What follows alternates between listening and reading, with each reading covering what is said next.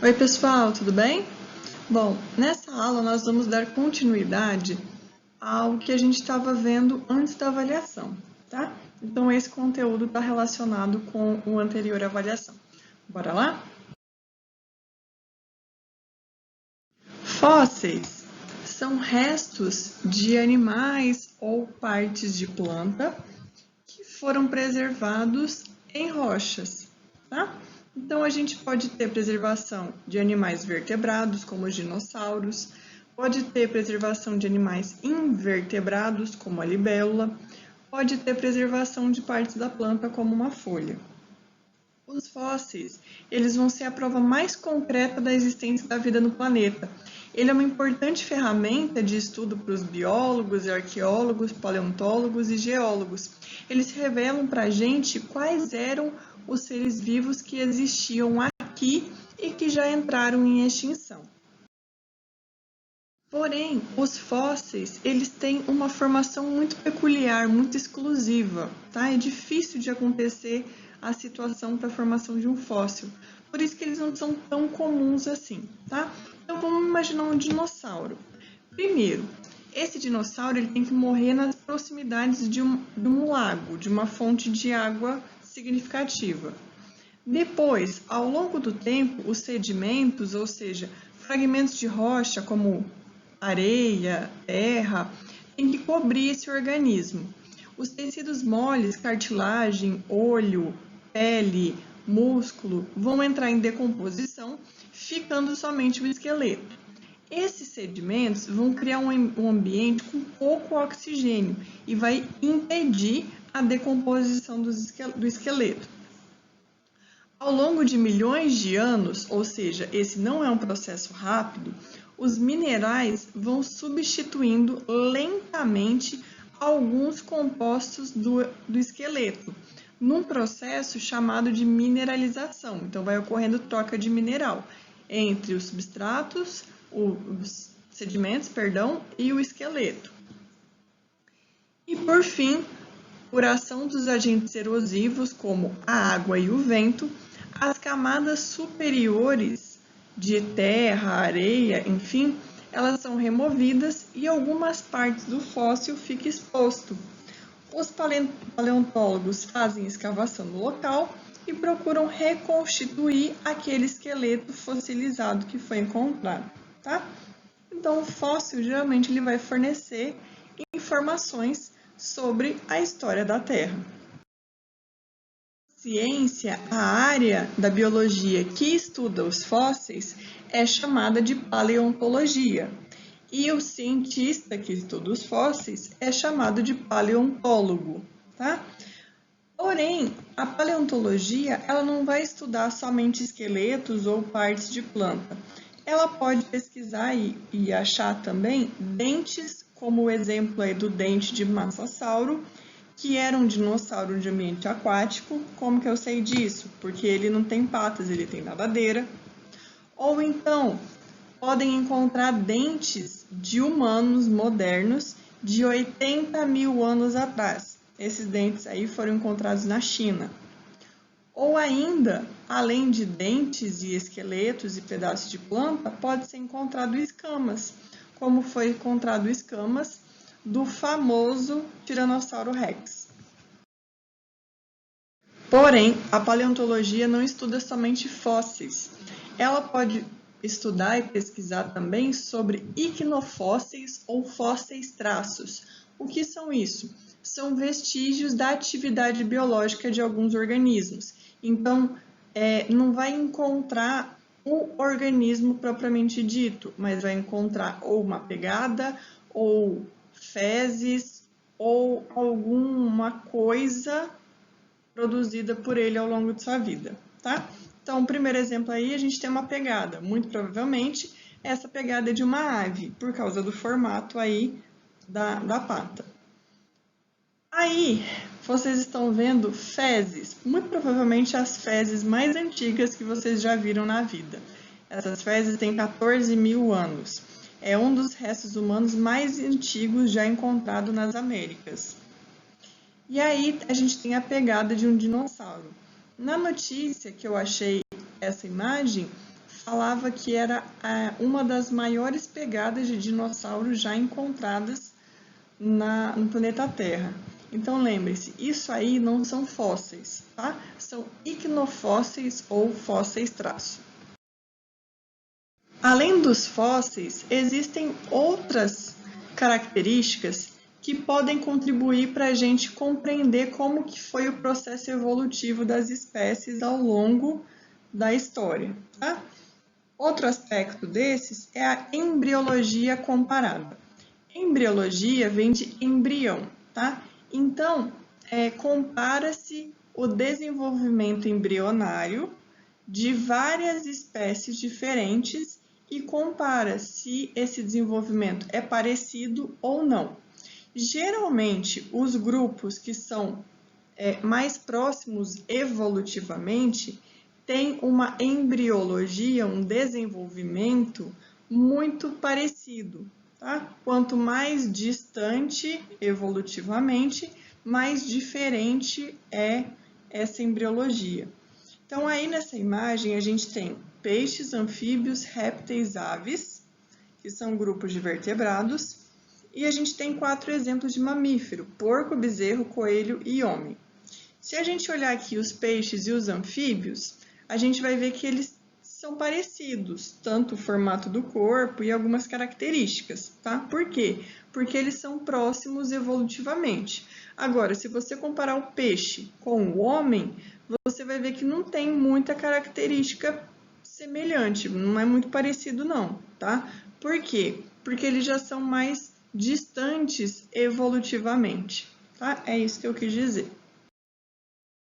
Outro aspecto que ajuda na compreensão de como ocorreu a evolução é a anatomia comparada, tá? A anatomia comparada, ela vai estudar semelhanças e diferenças entre estruturas anatômicas, ou seja, partes do corpo, de 2 ou mais espécies, para ver se eles são próximos ou distantes evolutivamente. Através da anatomia comparada, é possível compreender as modificações sofridas por uma espécie para ela se adaptar a um determinado ambiente. Dentro de anatomia comparada, a gente tem 2 definições: analogia e homologia, que eu vou explicar para vocês agora. Analogia ou órgãos análogos é quando você pega 2 espécies diferentes e olha o mesmo órgão nessas 2 espécies.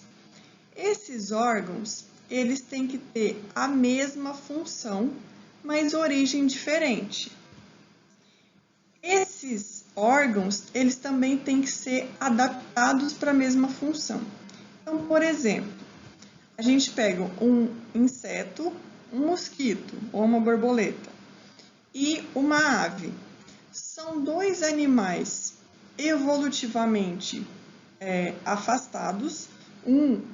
O inseto aí, ele é um animal invertebrado e a ave é um animal vertebrado, beleza? Porém, os 2 voam, os 2 têm asas. Essas asas têm a mesma função, mas ela não tem a mesma origem. Outro exemplo, o focinho do sapo, do jacaré, que é um réptil, e do hipopótamo, que é um mamífero. São 3 grupos evolutivamente distintos, tá? O sapo é mais próximo do réptil, mas eles são distantes lá do mamífero, do hipopótamo. Porém, o focinho tem a mesma função nesses 3 grupos, tá? Mas a origem do focinho, enquanto eles foram formados, é diferente. Homologia ou órgãos homólogos são quando você pega 2 espécies diferentes, analisa o mesmo órgão nessas 2 espécies e esse órgão vai ter origem igual e pode ter função igual ou diferente, tá? Exemplo, a gente vai pegar aí exemplos de mamífero. Você vai pegar um ser humano, um guepardo, uma baleia e um morcego, tá? Os membros anteriores do homem é o braço, do guepardo são as patas, da baleia é uma nadadeira e do morcego são asas. Perceba que são membros com funções totalmente diferentes. Um é para correr, o outro é para manusear, o outro é para nadar e o outro é para voar. Tá? Apesar de terem funções diferentes, a origem deles é a mesma. Os ossos que fazem parte do braço, da pata, da nadadeira e da asa são os mesmos. Tá? Então, isso são órgãos homólogos. A origem é a mesma, porém a função pode ser diferente. Então, para revisar, analogia e homologia. Analogia, função igual, ou seja, voar, nesse caso, origem diferente. Homologia, função pode ser igual ou diferente e a origem tem que ser igual. Órgãos vestigiais são órgãos que já tiveram uma função, porém, com o passar do tempo e as mudanças da espécie, se tornaram vestigiais, se tornaram sem função. Tá? Um exemplo para nós, seres humanos, é o apêndice humano. Tá? Algum tempo atrás, porque eu estou falando milhares de anos atrás, a alimentação do ser humano era mais voltada para vegetais, era mais herbívora, tá? E aí o apêndice vermiforme, que é essa estrutura aí que vocês estão vendo, ele ajudava na digestão desses vegetais, principalmente de folhas, tá? Ajudava a digerir a celulose. Com o passar do tempo, a alimentação dos seres humanos se tornou mais carnívora do que herbívora, tá? A gente começou a comer mais carne. Então, com isso, com a diminuição do consumo de vegetais, de folhas, o apêndice se tornou secundário, se tornou menos importante, tá? Por isso que ele se tornou vestigial. Hoje em dia, muitas pessoas até retiram o apêndice quando tem apendicite, que é a inflamação desse órgão. Outro órgão vestigial para nós é a vértebra coxígena, mais conhecida como cox. Para animais que têm rabo e cauda, ela é bem desenvolvida. Não é o nosso caso, então ela é atrofiada. Além de todos esses aspectos que eu já mencionei, as evidências moleculares, ou seja, o nosso querido material genético, ele serve para fornecer informações de diferentes espécies e a gente comparar essas informações moleculares para ver se essas espécies são próximas evolutivamente ou se elas são distantes evolutivamente, tá? Então, o nosso querido DNA que a gente estudou ao longo desse ano, ele também serve para fornecer dados sobre a evolução das espécies. Bom, para fechar essa aula, a gente viu ao longo dessas semanas que a gente está trabalhando sobre evolução, que a história do planeta Terra foi mudando com o passar do tempo, né? E aí, algumas conquistas, algumas novidades foram surgindo ao longo dessas modificações. Há mais ou menos 3,5, 3,6 bilhões de anos atrás surgiu a vida. Aí foi surgindo seres vivos mais complexos que obtinham alimento e produziam energia.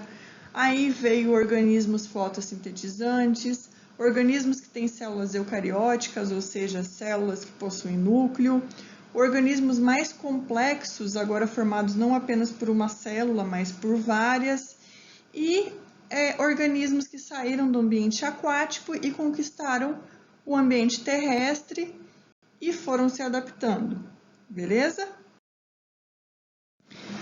Bom, pessoal, nossa aula se encerra por aqui. Espero ter contribuído com os estudos de vocês. Qualquer dúvida, me chamem, estou à disposição. E não deixem de resolver os exercícios, tá bom? Abraço, se cuidem!